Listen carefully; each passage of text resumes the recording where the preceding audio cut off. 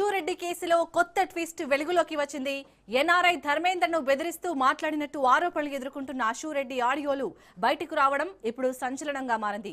తీసుకున్న డబ్బులు తిరిగి ఇస్తానని చెబుతూ మరోవైపు బెదిరింపులకు పాల్పడినట్లు ఆ ఆడియోలో వినిపిస్తుంది.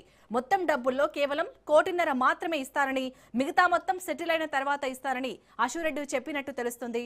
తాను చెప్పిన షరతులకు ఒప్పుకుంటే మంచిదని, లేకుంటే వేధింపుల కేసులు పెడతారని హెచ్చరించినట్టు ఆడియోలో స్పష్టమవుతుంది. ఈ ఆడియోలపై దర్యాప్తు కొనసాగుతుంది. వెంకీ, నువ్వు ఇప్పుడు మళ్ళీ ప్రవీణ్ అక్కకు ఫోన్ చేసావని చెప్పి కాల్ చేసింది నాకు.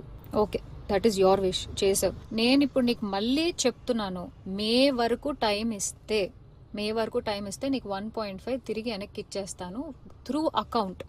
అర్థమైందా?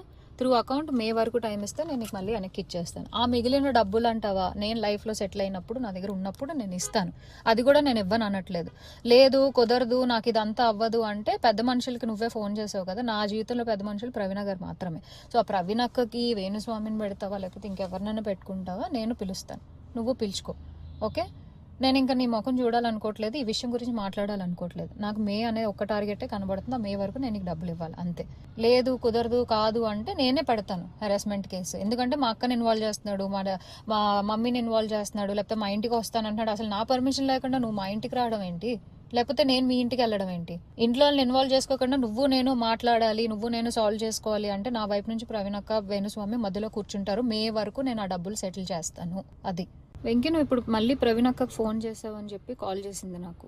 Okay, that is your wish, చేసావు. నేను ఇప్పుడు నీకు మళ్ళీ చెప్తున్నాను, మే వరకు టైం ఇస్తే